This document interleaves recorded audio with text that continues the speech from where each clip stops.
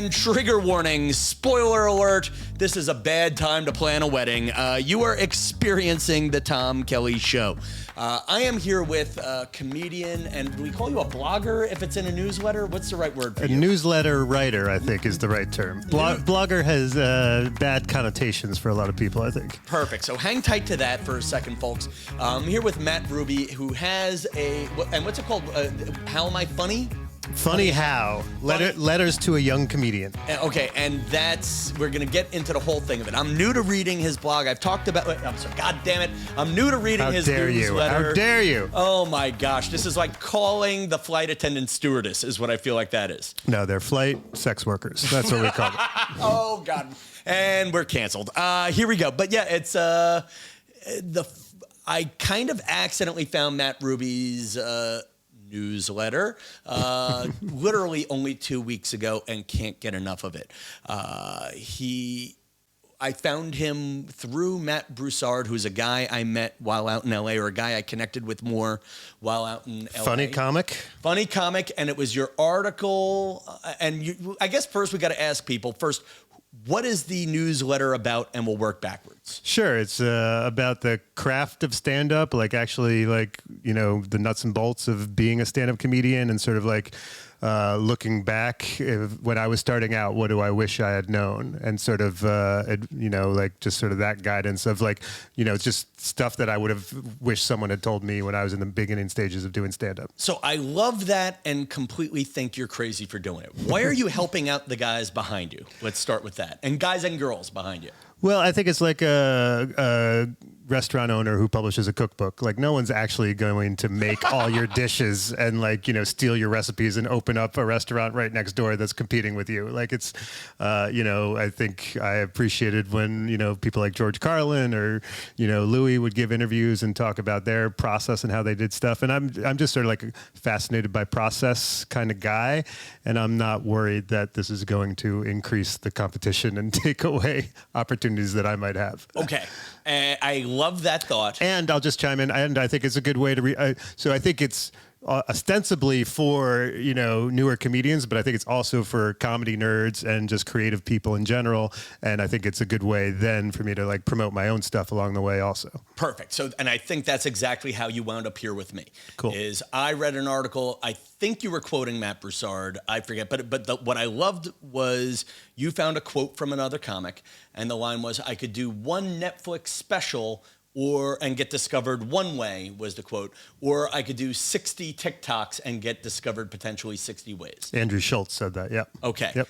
Now, that's the one that made me say, geez, it woke up a lot with me. So for those of you who have been listening to the Tom Kelly Show podcast, you might have noticed I've been breaking up pieces for social media. Granted, I still want to bring everybody home to the audio podcast, which you could find on Spotify and Apple Podcasts. Notice the subtle plug there. But I guess, yeah, and I guess what I liked about what you're doing is you're getting back to the basics of comedy. How long have you been doing this newsletter? Let's start with that. I started the newsletter, it's pretty recent, like 3 months ago, but I did have, back in the day when I was starting out, I had a comedy blog called Sandpaper Suit. But we don't say blog anymore. Well, it doesn't really exist anymore because they went out of fashion. They got replaced by social media. But that was sort of my evidence that there was an appetite for it, because I remember when I was publishing stuff, I would go on the road and do shows in other cities, and there'd be a bunch of comedians who showed up at the show because they're like, oh, we read your blog, we want to come out. And so I think nowadays where it's like, okay, you have to be just doing stand-up isn't enough. You got to do this. You got to, podcast, clips, social. And I'm like, okay, well, I've done this thing before, and I like writing, and I like, sort of breaking down the craft. And I think that there's a lack of it. I think comedians tend to act like it's some sort of magic trick, and no one knows how we do what we do. And I think that's sort of a disservice to the craft. I think it's like an art form. Other people in other art forms talk about how they make their stuff. So, I think we should too. And I think it's just a good way to reach the kind of people who then might also like my stand-up.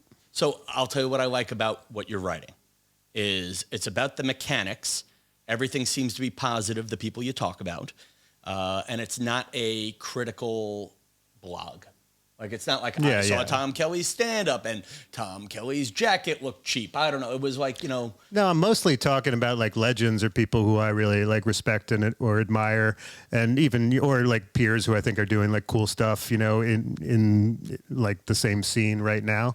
But yeah, I don't like.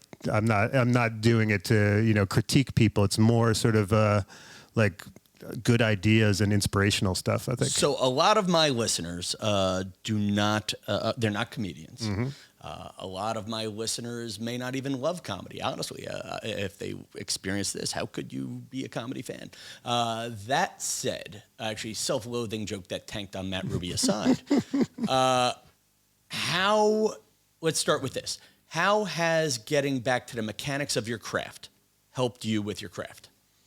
Well, I think a good example was like post-pandemic. It was sort of like, I got generated. I had material, but like it seemed stale, and like I was going back to doing more stuff at clubs and shows on the road. And like Gary Goldman is a comedian who I loved, and he had published all these Goldman tips, and they had been collected somewhere. I was like, you know what? Let me actually try putting this into practice when I'm like ostensibly starting from scratch and trying out his tips. And it was actually like transcribing sets, writing them all out with a line in between, adding a new line in between everything that worked and stretch, and then trying that material, and a process that I had never really done before in this sort of like meticulous way. And it really like worked. Like, really? Yeah. I mean, I generated like a bunch of new material faster than I ever had before that was good, and kind of had like, sort of I felt like a writerly, but also funny kind of tone that seemed right for me. Now, so that was just like a lesson to me of like, oh yeah, even if you've been doing something a long time, sometimes there's something to be said for like, okay, but take a framework, take a process, try to break it down, or what did you read that just inspired you? Okay, put that into action. And since you mentioned that, like a lot of people who listen aren't comedians, I'm also quoting like writers and other people who aren't comedians too, because I think there's a lot of overlap in creativity between different media. Good. Hang on. That's a big one. The other big reason I wanted to meet you and get to know you. By the way, I want to give Matt some credit. Matt is the first stranger. I've met you once or twice in person. Yeah. We've corresponded a lot on social, but Matt is the first borderline complete stranger that I've brought up into the apartment to do the podcast. How's that experience coming in? Have you done this before? The twist is I am here to murder you. No one saw it coming. It was this is what the secret to a good punchline, It was a real misdirect. Big murder. misdirect. So going back to the Goldman story. Yeah. Goldman writes tips, right? Yeah, every day for a year he wrote a tip for comedians. You look at Goldman's tips. Yep. You apply Goldman's tips, okay? Now, how did the process of writing about the process help you? I think it's just this constant process of like, it's like little like nuggets of inspiration, or just sort of like, I don't know, I find it motivating when I read, like, I'll give you another example, like Ralphie May, who passed away, but was like a funny comic, gave this whole lecture at the Comedy Store. And so I watched that and like kind of typed up some of the stuff that he said. And one of them was to look left and look right during the setup, but when you deliver the punchline, look straight ahead. Okay. And then another one was like right before you tell the punchline, don't be afraid to pause extra long, because then you're giving the audience a moment to sort of complete the joke in their head and give them a laugh. And then you're giving them the actual punchline, which is probably at least slightly different than what they had in their head. And so you're actually getting 2 laughs for, one setup. And both of those were things that I went on stage and tried that week, and both worked really well. And like the next week I was like taping a special, and I wound up using both of those during the special tape. And I remember being like, oh, if I wasn't doing this newsletter, I don't think either of those like techniques would have occurred to me, and I definitely would not have implemented them. Have you gotten feedback from other comics? I mean, obviously it's paid off. Here you are in a 1-bedroom apartment with 2 green screens and a camera. It's got me 1 murder victim so far, so that's looking up. Yeah. Okay. But has it, I've noticed you're at a couple of thousand subscribers on the newsletter. Yeah. I mean, it's definitely like just the hockey stick growth, I think they call it, of like, definitely like popular, seems to be filling some sort of niche, or people are like looking for it, this sort of content out there. And I think it's something, I think you should always be like, what can you make that no one else can make? And I'm like, I don't know of anyone else who's doing anything like this, who's like, there's like kind of, people who give comedy classes or stuff like that, but I don't think any of them are real, like, working comedians who are out there and like in the trenches the way I am, and like, sort of communicating this stuff. Okay. So we could talk about this on the podcast, and because I've noticed you talk, your newsletters are very positive. Okay. You just made one. This is the first negative thing I've heard about the comedy scene, and it was even just a hint. What'd I People say? who, the comedy class people don't really. Well, like I don't necessarily have a thing about comedy classes. I just have this online. There's a lot of like scammers and courses and things where I'm like, who is this person that's trying to teach comedy and charging you money for By it? the way, once you make it online, there's nobody in New York who will give you a death threat after this airs. I like that. That's good. Anybody we're critiquing is online. I like that. I guess that's my question. How do you keep yourself from making enemies when you're writing something like this all the time? Well, I mean, I don't say a lot of negative stuff, at least not in this newsletter. I mean, talk to me off stage or outside of the newsletter. Gotcha. I mean, but in general, I'm trying, like, I don't know. I do, in general, like in the world of comedy, I think it's so hard that like I tend to, whatever. It would be bullshit if I said I don't shit on other people ever. But like in general, I try to be like, oh, that person's not for me. But if they're doing well, good for them. Or if they've cracked the code on some angle on like, marketing themselves and that's worked really well, then like, I'm like, well, I didn't think of that. So, I find in general, like just spewing negative energy doesn't really help anything. So I try to not overdose on it. So you and I, actually, you just hit something there. I have hit a point where I've actually started avoiding other comics for a while. I really did. One, because I was afraid of parallel development. Two, I had my own success story. I didn't want other people to go into my very narrow success path. And I also didn't want to be jealous of other people's success path. When you look at people who, you just said it, that may have cracked a code that you don't believe should have been cracked or whatever. When you see people who you think suck or doing well, whatever the right way to say it is, or people who you think are great and you may not feel as great as, does that drive you crazy when you're writing? Like Ralphie May, like those, I don't think those people are stealing your audience. I think it's pretty rare that they're taking something from you. Okay. So to me, it's sort of like, okay, well, they've figured out their path for them. It's very rare that it's like, oh, that was my path and that person took it from me. So I try to, okay. And also I do think, especially in comedy, I think and I don't think I'm that good at this, but I feel like a big part of it is like, having a community and like what Brian Eno calls senius. I even wrote a thing about this. It's like the people who are around you and the whole sort of group that you're part of, I think is oftentimes a big part of how a comedian develops. And especially now in this day and age of like promotion and like, sort of appearing on each other's podcasts and stuff like that. I think it's helpful to like be, networked in with other people. Good. So that's a good road to go into, is you're doing something that, like here I am, I'm aiming my podcast at other people who could be fans. You are aiming your comedy business at people in the industry. Is that helpful for you? And I think for those of you listening, I think the question is like, is it worth writing a paper to other engineers? There is some sort of a gem other people can get out of this. But I think there is value in it. For this specific newsletter, it's kind of early for me to tell what the final outcome is, but I think the results are definitely trending in a positive direction. But yeah, I think it's always good if you have people in the industry and other comedians who know about you or are talking about you or are fans of yours. And then it's also good to have like comedy nerds or people who aren't comedians, but are just sort of like fascinated by the craft of stand-up. And if you're giving them something that they can't get anywhere else, I think if you're on the road in their city or something like that, they're much more likely to show up or tell friends to come out. Or if you're releasing a podcast, and you can promote.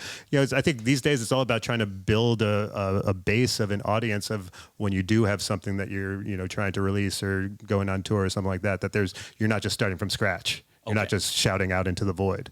I love it. Now, we not to rehash again. Lots of people listen to this show don't do stand up. You've been doing it how many years now? 12? Like 15. And you started how old? I was 32 when I started. Now you're going to make me add in front of the audience. Well, you want to know how old I am? 48. 48, yeah. Okay, because I asked before, but not because I was good at adding. 15 years of comedy. Yeah. What keeps you doing it? Love it. Yeah? Yeah, I think it's I don't know, I think it's kind of like the coolest thing to do. I don't know, I've done, and I guess nowadays that like so much of life has skewed towards this digital realm that to be in a room full of people who are like sharing this communal sort of activity and like connecting in a way that's like authentic and like being like hive mind. And like, to me, it's sort of the antidote to like all the anxiety and depression and loneliness that digital technology is reaping upon us as a society. Okay, and it's funny. I'm not going to name the comic. Actually, I'm not. It's actually pretty much most of the big comics now. I used to take my crowd work moments, put them on the internet. People would laugh, not laugh. None truly went viral, and I was told, Tom, you're putting crowd work on the internet, blah, blah, blah. Now, you were ahead of your time. I've been ahead of my time on 20 different things, and including the internet itself. I worked for a guy who had money in the internet in 1994, and God bless, everybody came out broke. You know, one of those guys. Yeah. I mean, listen, I've rode a few small waves of success, and I've always felt, for me, I've used new media to make money in old media. Do you feel new media is killing comedy in some ways? Like, I mean, there are guys now doing live shows pandering to their TikTok. I think overall it's helping quote unquote comedy. I don't know if the version of comedy that I love, which is someone who's really like George Carlin, Bill Burr, Louis, Norm Macdonald, John Mulaney, Maria Bamford, someone who's like a great stand-up comedian, getting up for an hour, telling jokes, and really like delivering something that's like funny, but also makes you think a few days later, and you want to hear, you know, when I remember being like, something would happen in the news and Chris Rock would be on like Jay Leno 3 nights later. I was like, I can't wait to hear what Chris Rock has to say about this. And what I fear now, overall, I think it's been good for comedy, and a lot more comedians are getting known and are able to sell tickets and all that. But my worry is that it becomes a lot more for being a personality, or for, you know, being someone who just like is an IV drip of content at all times. I feel like we're losing editing as sort of like a valuable thing, which I love in stand-up and writing and any other art form. I love the idea that like things are boiled down to their essence. And now I think it's just sort of like, no, you've got to be releasing like, you know, hours of content every week. And that just seems inevitably like a dilution of quality. Yeah, I think it's a mixed bag. Yeah, I think you can reach people that you could never reach before. I think fuck the gatekeepers, that there's like an opportunity for anyone to get out there and connect with fans. And I think that's great. I do think that there is, you know, some negative like repercussions on the art form. I do love that. F the gatekeepers is part of why I'm doing this damn podcast. Sure. Is I really am waiting for some fairy godfather with a newsletter to promote this and it goes viral. You know, and it sounds crazy, but that's part of what made me think, hey, maybe this could be a collab or something. Like that. But that said, I'm running around waiting to be discovered. But it's funny, like I find with some comedians now, everybody, and listen, I am the forefather of this and I'm not even critiquing it. I'm saying I did it first. It just never caught on for me. But I see people pandering to the crowd, hoping to get their 1 minute of TikTok fame. That is the part that I do, and it's because I've been in the middle of doing a set and had some interaction with a crowd member, and knew in my head before social media stuff was taken off, I would move on from this. But now I'm like, I might get a good clip out of this. Let me stick in this for like another minute and see where it goes. I am not positive if that's bad. My initial reaction to it is friction and being like, I wish my art form wasn't being directed by Mark Zuckerberg and the Chinese government. I wish that's not what was happening on a meta level. But I also, on some other level, feel like, it's kind of forced me to be kind of in the room and in the moment in a way maybe I wasn't always before. Maybe I was a little more on like, I'm just here to work on my material, forget about like whatever's happening with this group of people. And now I might be a little more like, for lack of a better word, present and not on autopilot. So I think again, it's sort of like I go back to sometimes things are good and bad at the same time. You just hit it. We don't even need a... Let me see if I'm asking the question right, because you just sort of hit something that I knew I wanted to ask you but couldn't quite phrase. Do you feel we're at a point as comedians, including Tom Kelly for the sake of this, so that way we're not bad-mouthing other people, are we pursuing comedy anymore, or are we just trying to beat the algorithm? Because there are days where I feel like, am I being real, or am I just trying to get my numbers up? Because I'll post a clip on Instagram, and you'll just start seeing this one liked it, this, like a reel on Instagram, like. And if you look close at the names, they can't be real people. Right. But I'm sitting there and I'm like, the bots love me. And honestly, so long as it says 250, Matt Ruby will be impressed. He'll come on my podcast. I'll look viral. Next thing you know, I'm in his newsletter, and then I'm out of this one-bedroom brick prison.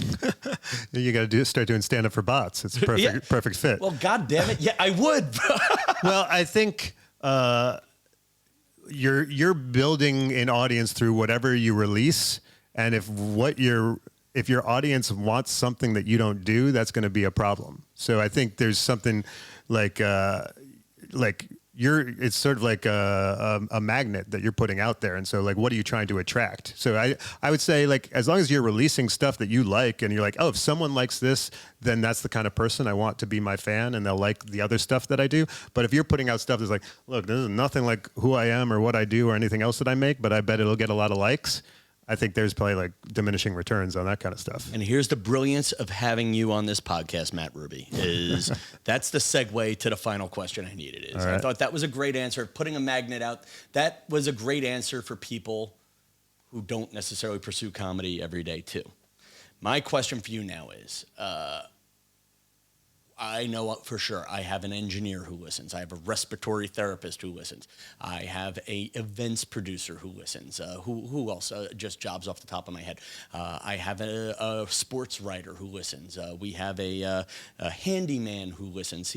What can the non-comedian learn from the art of stand-up? I mean, I think stand-up is sort of like the rawest form of creation, and like anyone who's trying to be creative in any field could learn so much from how we generate material. The idea that like you should be talking about something on stage that you would talk about off stage. I love that. Like Chris Rock has said, like anytime you have a topic that you bring up 3 times in conversations with people who are your friends, you should bring it on stage because that's coming from some place inside of you that you actually care about, and the audience will sense that as soon as you start talking about that. I think that's true for any art form. That's true for a writer. That's true for a filmmaker. I actually love that right there, and that's from Chris Rock, that piece of work. Yeah, and I think there's so much of doing stand-up of like, what I also hate is this. I think there's this huge bogus attitude about planning in our society. People write these 5-year plans or these business plans, and they're always BS. They never come true. You know what? You got an idea? Bring it on stage. Like you can't sit there and just workshop a joke for like 8 months in your room until it's perfect and then deliver it to the audience. And they're like, oh, that's amazing. You got to be like, I got this idea. You got to take it on stage, and the audience will teach you, over time, like that part was funny. That part was crap. And usually you're wrong. The part you thought was crap, they like, or the part that they're teaching you, and it's a collaboration, and you're constantly like putting stuff out there and iterating and honing it and like kind of getting it sharper. And I think we do that in a way that like is like sort of this distilled raw form of creativity, and it's like essence that I think is like super cool, and that I think anyone who's trying to do anything creative could learn from. I love it. For me, I always thought it was certain easy things like, there's the emotional lessons of the courage of facing a crowd. Sure. The courage of failing, being willing to fail. God damn it, I hate that one, but yes. You have to. What good stand-up never fails? Like, and even knowing that the best people fail. Like, people in other industries don't say that. I like for trying new ideas. I always like the poop sandwich, where yeah. good bit, new bit, sure. Good bit. I like the simplicity is getting a laugh every 15 seconds. Do you have a formula for you? I don't think about it in that formulaic way. I just more like I'm an extremely sensitive person, and when things aren't going well, I just start feeling bad, and so I really like to avoid that feeling. Like if I've gone too long and people are not laughing, I'm like, okay, I really need for you, it's a gut feeling. It's yeah. This is also like probably when I was beginning, I was a little more of some sort of framework in mind, but now I'm a little. Also, it's like I almost think that my brain is sometimes too control freaky and analytical, and sometimes it's good for me to like let go of that a little bit and just sort of like, okay, just where is this, especially when I'm generating new material, to like, okay, see where this goes, what left turn happens that you didn't see coming, and is that even better than where you would have gone if you were just doing the plan that you went in there with. I like it. Matt, I'm a comedian. My main piece of income got washed up. I don't know how much you actually know about me or not, but I'm reinventing myself for 2022. What advice would you give? Better hurry up. Well, and you know what's funny is I do. Or change that to 2023. Well, and I've been changing it since 2020. The original. I've been changing it since I was 12 years old. So the evolution on the podcast was, by the way, oh my God, just noticed I'm loving talking to you so much. We're way over on time, and I got to get to a comedy show in a few minutes. But for me, this podcast started as a wedding podcast. Then the gimmick became taking 2020 success stories or 2020 failures who were taking their 2020 lemons and making 2021 lemonade. And now I really am kind of stretching this out and sort of saying I think 2022 is going to set me up for a great 2023. So Cool. For comedians, or at least this comedian coming out of the ashes, rising as a dirty little pigeon of a phoenix. What advice do you have for people rebounding right now?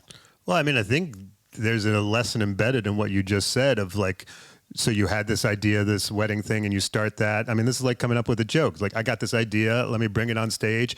And all of a sudden, like, you know, the part that you thought was going to work isn't working, but there's like one line in there that's like, oh, you know what? People are really liking that line that I'm talking about, like buffets. Yeah. You know, and so like, let me start doing a chunk on buffets and like, just sort of like being present and following what people are actually appreciating about you, you know, and being like, oh, this is the thing that I'm putting out that people are actually like responding to. So instead of like being like, well, I got to do it the way I've always intended to do it, be like, well, or I could do it the way that people are actually like appreciating me. And like, kind of maybe that's where I am able to maximize my opportunities.